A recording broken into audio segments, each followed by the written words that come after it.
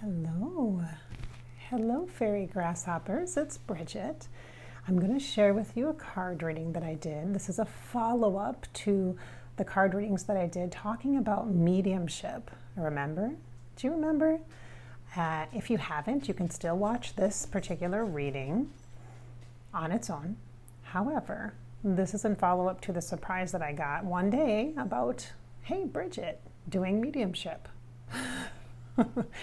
So, as many of you know, if you follow my work on Above Life channel or on Fairy Grasshopper channel, or check my website or my Facebook page, Bridget Inspired, or my website, abovelifechannel.com, you know that I haven't been doing medium sessions, Afterlife Connection, in private session for quite some time, a year now.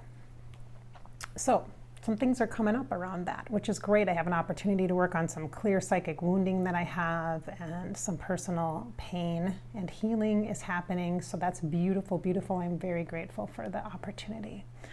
So I want to share this with you. This is a process. When you use cards, it is a patterning. It is a repetitive and consistent messaging for you. It will give you themes if you consistently do it multiple times a week. You will learn and you will begin to look back and see the themes more clearly. Now, I am going to be speaking a bit softly this morning. She says as she clears her throat loudly into the microphone, because I have a kid sleeping in the other room. I'm in the kitchen, kids in the living room. So there you go. Having some tea this morning. It's an orange spice tea. It's lovely. I also have on this side, I have my Santa mug with coffee, cafe latte in it, of course. So I'm kind of balancing out here. Nice balance.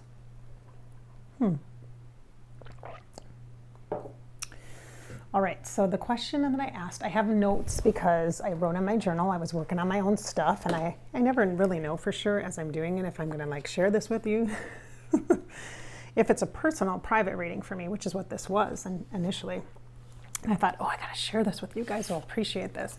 So I wrote in my beautiful journal. Look at this new journal. Ooh, gorgeous. I link my journals below, by the way. Look at this. Not that expensive. You can get them on Amazon, $15 usually, or less, depending upon the size of the journal.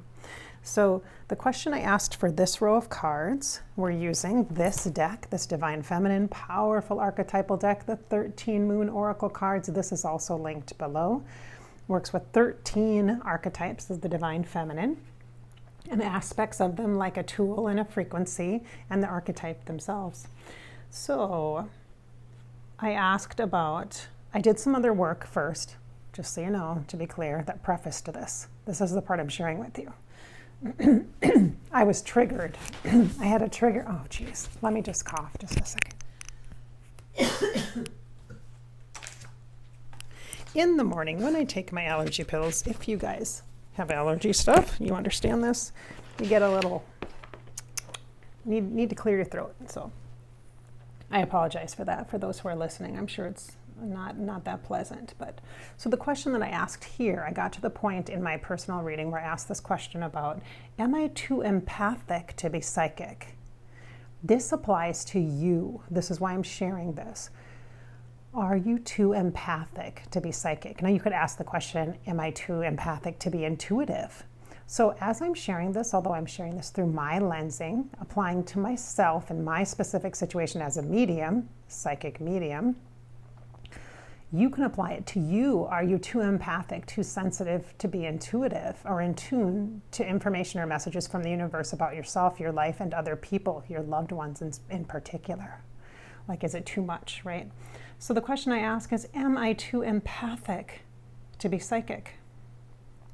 And this is the response that I got. I got 3 cards.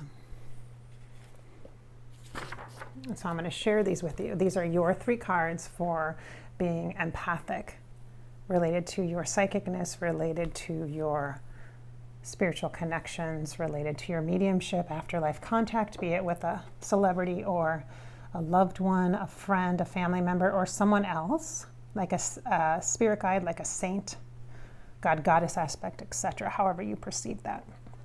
The first card I got was Embrace. Look at this beautiful card. This is the Great Mother archetype, which is the divine feminine mother energy, sometimes affiliated or associated for many with Gaia or the earth as the mother, the Great Mother, but can show up in many faces of the goddess energies. Embrace. This is that gorgeous shell. Look at the shell. I can't think of the name of this off the top of my head right now, but this sacred spiral shows up in sacred geometry. It's about going inward, and look at the mother and the child. She's holding the child, embracing the child. You are the child and the mother here. That actually showed up in a reading I did for myself the other day. So I'm going to share this with you. You are both the mother and the child. You are both the divine feminine mother, the leader, the nurturer, the caregiver, and you are the receiver. You are the receiver, the divine child, embraced by the love. The color here is burgundy, connected to your root chakra. You need love in order to proceed through your life in a way where you are held, embraced energetically. All right, so here are some words you can journal on. Earthy, fertile, abundant. Oh, I like that. Embodied. Ooh, body. That's a big one for me right now. I'm working with the body energies. And grounded, creative. I would also say maybe centered or connected in. That's how it feels to me. Embraced. Sacred container. Beautiful. So regarding an empath, are you too empathic to be psychic or intuitive? You are embraced. You are held. You are both the mother and the child. You are both the messenger and the one receiving the message. So you are the receiver of the message and you are the sharer of the message. You are the expressor of the message. Do you see? You are the receiver and the messenger. That's part of what this feels. So there's a balance here. This is about the balance. This is about you also feeling safe in the sacred container of your heart space. Your heart and your root chakra, the heart chakra and the root chakra are very connected, you guys. Very balanced. That is a key to psychic work at all. If you're doing mediumship, if you're doing spirit guide connection, whatever you're doing, if you're doing card readings, let me just tell you, ground your heart. Connect your heart and your root chakra and you cannot go wrong.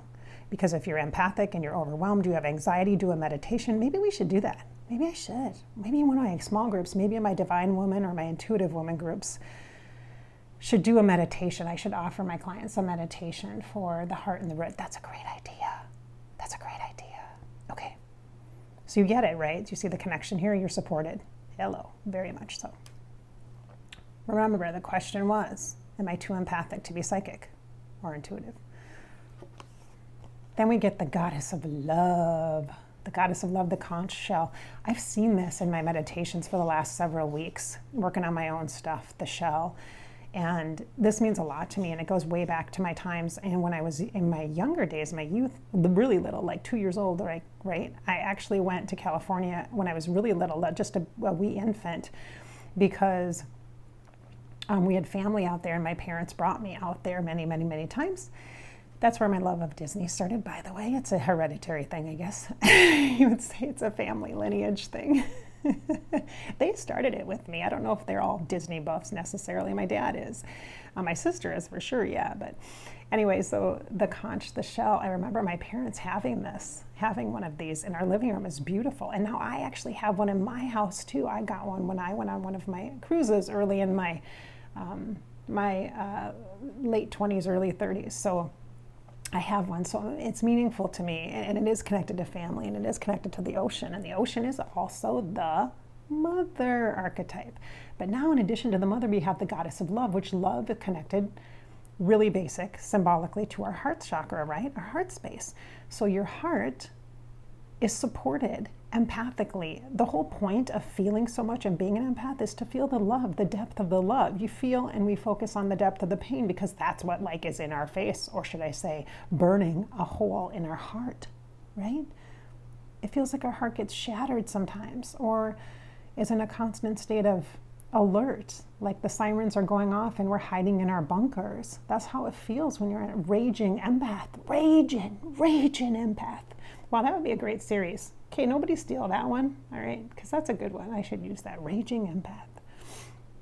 It probably already exists, but wow, wouldn't that be? Oh, see, look at this is what happens. I get these great ideas when I'm talking to you, when I'm doing readings or interpretations of card readings. Let me just write this down. This came up before, actually. That sounds like a good Sunday morning coffee episode. Raging empath. Yes, very nice. And then what did I say? The heart and the root chakra. I'll do an activation or a meditation for a small group that I do. Divine Woman is on hiatus right now, and Intuitive Woman hasn't quite launched. So I have 2 groups that I work with.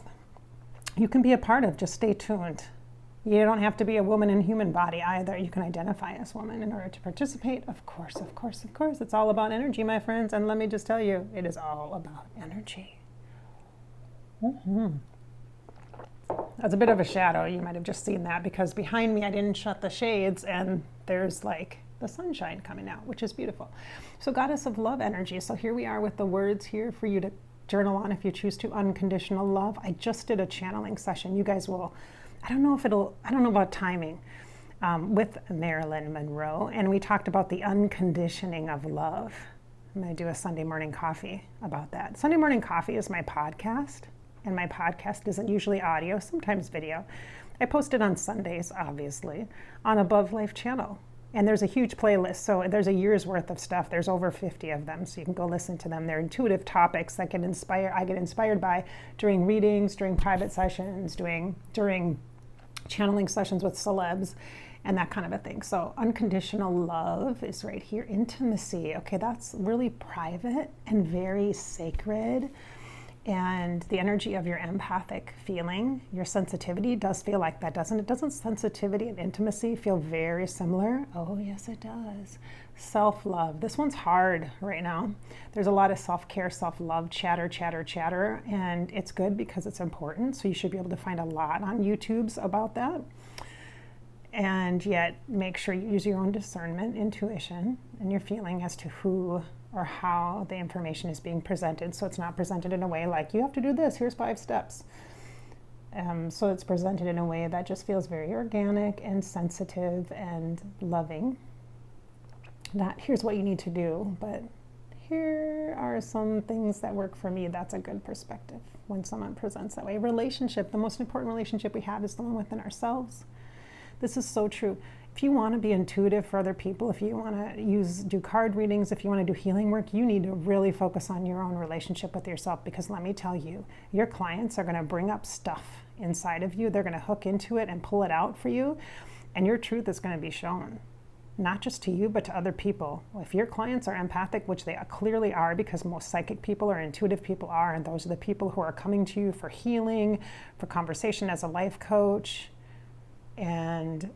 or for psychic readings, they're going to know. They will know if you're not dealing with your own stuff, and if you're not on your own best friend, they're going to know. So don't be doing work for other people if you're not willing to do your work yourself. And you might not know either. Sometimes you're in session and stuff will kind of come out for you. Then set it aside and then start working on it. Let me tell you, people do psychic work, healing work. They're ambassadors of the energy of support for others through life coaching, etc. But that is not because we are masters. If we were masters, we'd be the dead people that you're channeling, like the Buddha, okay? I'm serious. Or like Jesus, Mother Mary, whoever your deities are that you work with, we would be that. So do not put all of your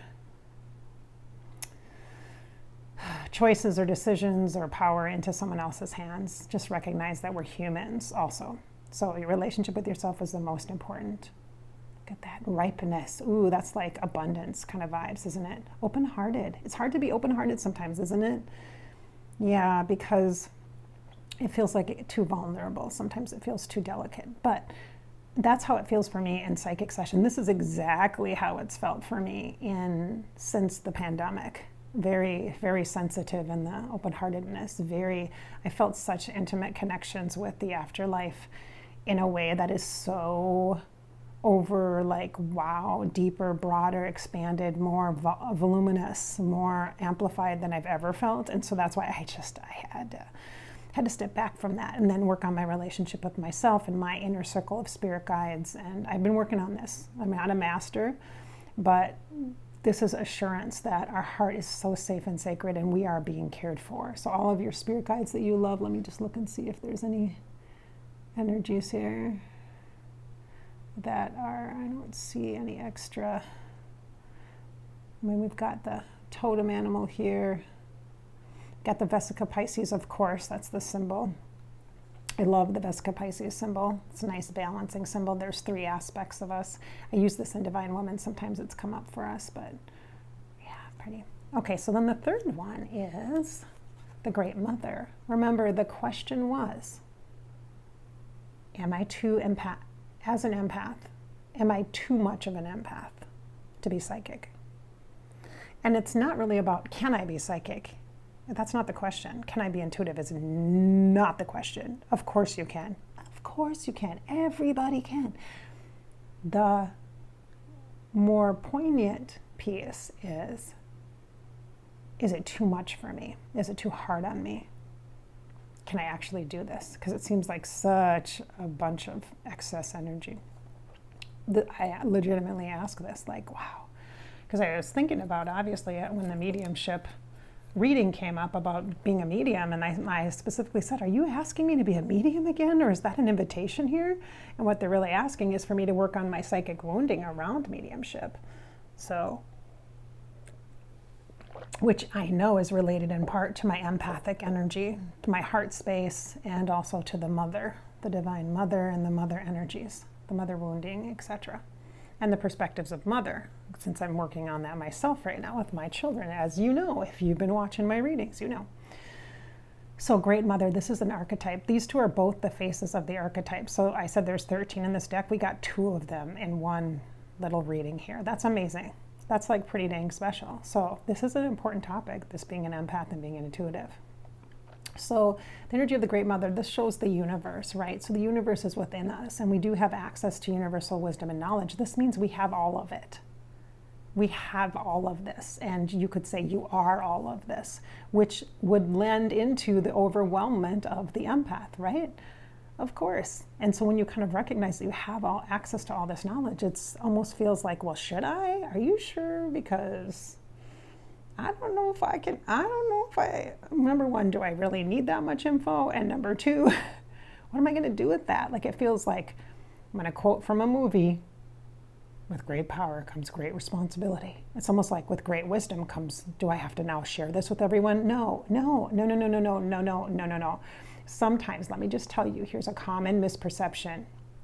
A big misperception. When you start to have a spiritual awakening, you start to get intuitive messages. It's not because you were chosen to then be the messenger. You are, as you are awakening, the receiver, and you must integrate, incorporate the energy and the information in ways that help and support you on your path where you are doing your work. It is intended to help foster a strong bond within yourself of trust.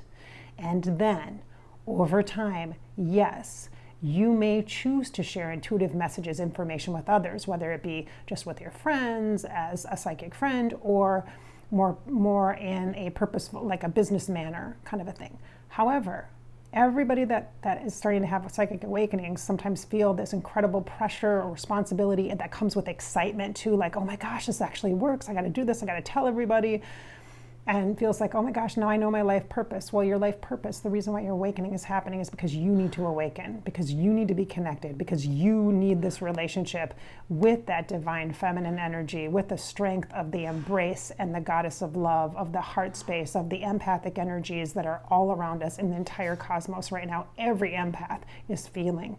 And you can help that by being the ambassador, just by showing up and being yourself, because your energy exudes and comes out, and your energy tells the truth. So if you're not in relationship with yourself or connected to yourself, and you're trying to give other people advice or guidance or advisement or messages, it's not going to land the way that you want it to. It's not going to be empowered as much as you'd like it to. They're only going to get half of it. They're only going to get part of it. They're not going to get as excited as you because you have not digested it yourself. So take the time that you need, my empathic friend, before you go being psychic all over the place. Be psychic for yourself. And if you need to document it, start a YouTube channel, start a Facebook page, and just share it. Just share it. Don't share it because you're the expert. Share the process of the becoming. Easy. I think more people then could relate to that, you know? All right, so here's the words that you can journal on. Being, nurturance, trust. Didn't I just say trust? I think I did. Receptivity, that's good. That's receiving, right? That's perfect. This is exactly the state you're in. Retreat, this means go within, spend lots of fun time with yourself inside. And birth, the beginning, right? Lots of red energy connected to the heart chakra. Just really feeling this. I surrender, I receive. Okay, this word surrender is a trigger word sometimes, so let's talk about it. Surrender, I receive. So, oh, I'm reminded to do this one too. What are these ones? I feed.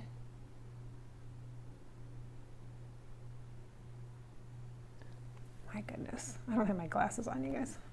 That's horrible. Let me see what this says here. I fuel, I respond. I beautify. I fuel, I respond, I beautify. I fuel, I respond, I beautify. And this is like the excitement as you're opening up, right? To psychic awakening, to messaging in your heart. If you're empathic, you might be opening up to energy, to receive energy. That's a big deal. Energy is more important than actual tangible messages. Just say no. A huge deal. I surrender and I receive. So this is affirmation. The surrender means you let things come in without having to jump outside. Don't go outward too quickly. Don't get too excited to go outward and express the messages. You have to surrender yourself full on to fully receive. You have to, and surrender. So we're going to talk about this. Goddess of Love is helping. I'm going to keep her right next to you so you feel her energy and her love. Okay, I'm going to keep her right here. So here's the deal. Surrender. This has come up in our Divine Woman group before many, many times, and in sessions with people. I don't like the word either. Do you know why? Because surrender feels vulnerable. It feels vulnerable. It feels intimate. Doesn't it feel intimate? But there's something ripe about it. There's something loving and unconditional about surrendering. It means you trust. Do you? That's why we have a hard time with the word surrender. If you have a hard time with the word surrender, it's because there's a point in your life on your path here where you are now that you don't trust. You don't trust yourself. You don't trust God. You don't trust the universe. You don't trust the psychic stuff. It's hard to do that in the beginning because it's not tangible and your brain is going to challenge you. And that's natural. Your brain should. It's supposed to protect you. It's supposed to ask the tough questions like a parent would, right? See? Nice. We're bringing the parent tie-in again with the great mother. But I surrender doesn't mean you give up in a horrible way like I lost, I fail, what have you. It means I let go of all the crap and the old beliefs and the painful memories. That's what surrender is. It's a beautiful, I give this to God. It's like laying your prayers on the altar. It's like that. That's what it is.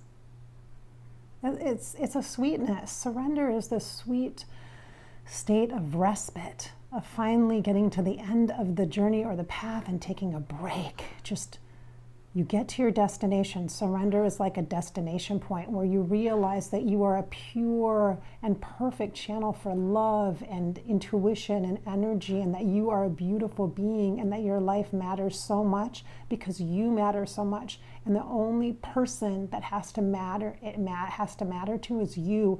And in order to do that, we have to surrender our limiting values and belief systems that have been created and structured over time that are connected to our thoughts and our mind patterns, to bring about new thought patterns, new mind patterns, new structuring to support you as you are becoming this beautiful empathic being that is very psychic. You don't have to be a psychic. You can embody the energy of psychicness as part of your intuitive being because you are intuitive. You are in tune. And it is, the purpose is to be in tune with yourself, for yourself, and lead from that place. Not for others, for self, for self, for self. Surrender expectation. That is a toughie. Surrender expectation. I'm going to ask you right now in this video, and I want you to post it below if you're comfortable, or just write it in your journal. What are you willing to surrender? You know there's resistance. You know there's things that you have limiting beliefs on. Like what other people think. Like that's what I'm willing to surrender. What other people think, like on YouTube, okay? Seriously, it is hard to do that. I have to constantly surrender that. I'm gonna let that go. I have no control over it. Most of the things that we can surrender are things we have no control over. I'm going to lean in and just be with the energy of the people who are bringing the love here. How about that? Nice, huh? What are you willing to surrender here and now? What would you like to surrender here and now? Give it to the earth. Give it to Earth Mother. Lay it on the altar of the earth.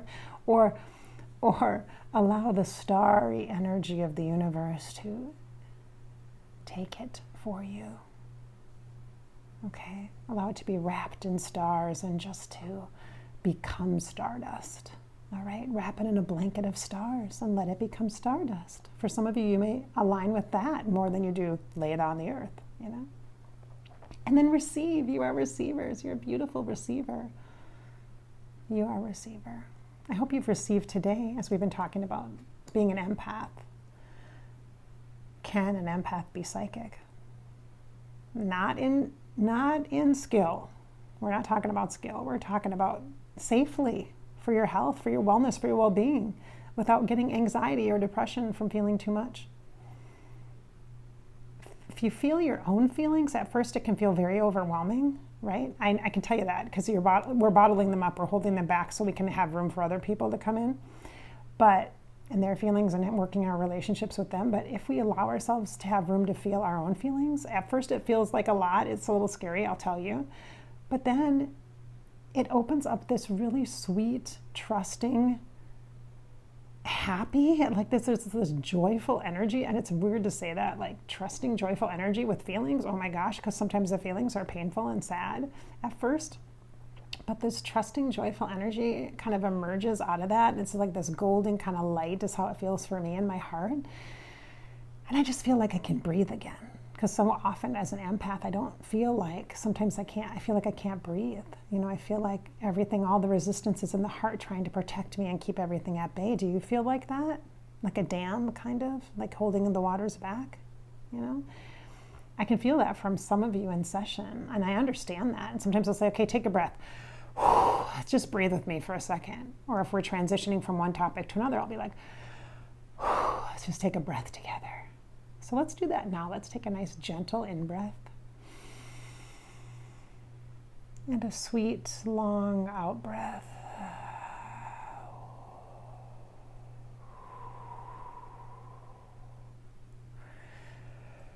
Oh, and a yawn. Nice. All right, great energy. Good work today, you guys. This is deep stuff. You'll want to go back and re-listen to this probably and get your journal out. Remember, I have this deck linked below if you like to use this one for yourself. And I will post a picture of these images on Instagram so that you can see them closely, as well as I'm just going to encourage you again in the links below. I'll link this, but I also will link the journals so you can grab one for yourself. Having a very special journal matters because you matter, because you're special, and special pens and all that. I'm not kidding you. Like I care about this, the way the paper feels. I care about how thick the paper is, how it lays out so I can write on it, how it has a beautiful little marker for my spot, how it's gorgeous, lined in this beautiful little gold. And it's special because our connection with ourselves is special, and you need a special writing place, sacred space, okay? I mean, you do. I mean, you can use a notebook. I've used notebooks before too, but I am so addicted to journals now because in a beautiful way, great tool. All right, my friends, thank you so much for being here. I hope I've inspired your empathic spirit today, filled your heart, your sweet, sweet heart with love and hope. Yes, definitely. Thanks for being here.